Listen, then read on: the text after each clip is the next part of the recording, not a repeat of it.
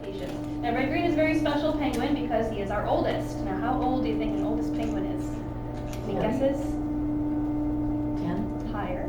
21. Exactly, 21. Red green is 21 years old. Now, even though that sounds pretty old, it actually is old for a wild penguin because wild African penguins will only live to be about 12 or 15. But in zoos and aquariums, they can live into their 30s. So red green for a zoo and aquarium bird is considered pretty much middle age. And he's very healthy. Now, we have 26 birds here in our first group of 7. This is what our feeding sheet looks like.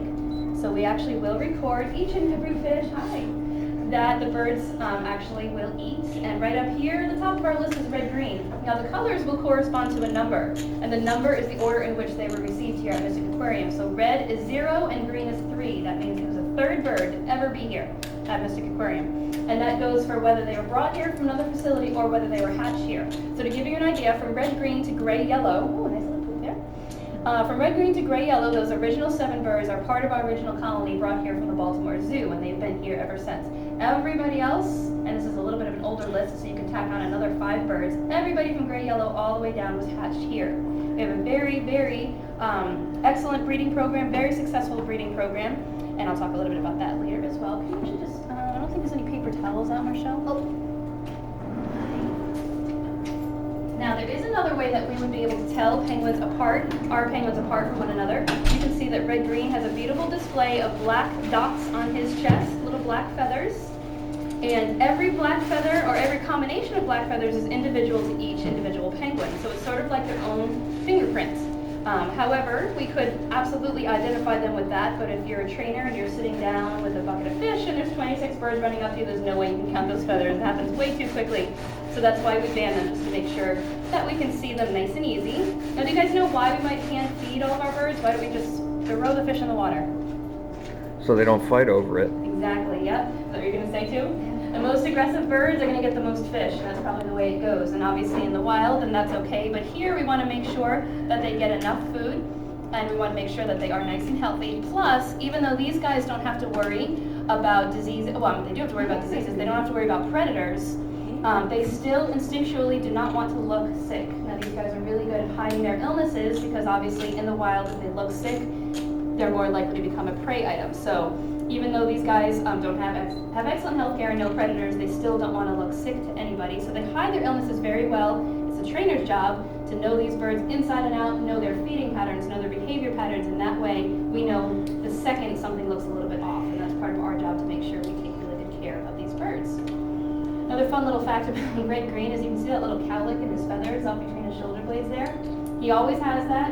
Even when he molts and loses all his feathers and regrows a new set, he always has a cute little cowlick, so we can always tell him from the back, oh, he's going to scratch his head. Takes a lot of balance. There's lots of different natural behaviors, and the fact that he's showing his natural behaviors in this room means he's nice and comfortable, which is exactly what we're looking for when we're training our birds to interact for these programs. Another thing you'll probably see him do is begin to preen himself. You guys know what preening is? What preening is? Yes. You want to say? Yes. Oh, right on cue, he's going to start doing it. It's what, and he combs his feathers down smooth with his bill. Exactly, that's exactly what he does, and he's doing a great example of that there. And for those of you on this side, you can see right at the base of his tail, he has that little white group of feathers. That actually marks where his uropygial gland is, or where his oil gland is. So he has the ability to kind of turn around, squeeze that oil gland, and then rub that oil all over his feathers, which is why he looks a little bit shiny. Now as he's giving you guys some great pictures right there. You're gonna puff right out. He's definitely showing off. Handsome little bird, isn't he? Now, as I said before, you guys have probably most commonly see penguins portrayed in ice and snow, like March of the Penguins and Happy Feet. But African penguins can withstand very warm temperatures, so they have no problem dealing with the Connecticut summer. They can withstand temperatures of 120 degrees.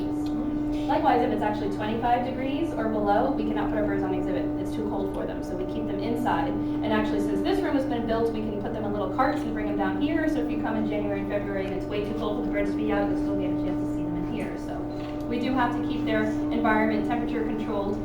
They are very easy species to maintain in zoos and aquariums, though, because they can withstand such a huge range, anywhere from 25 degrees all the way up to 120. Other birds that are from different, the Antarctic birds actually have to be kept in an enclosed refrigerated system. So these guys are a little bit easier to be kept in zoos and aquariums, a little bit cheaper too.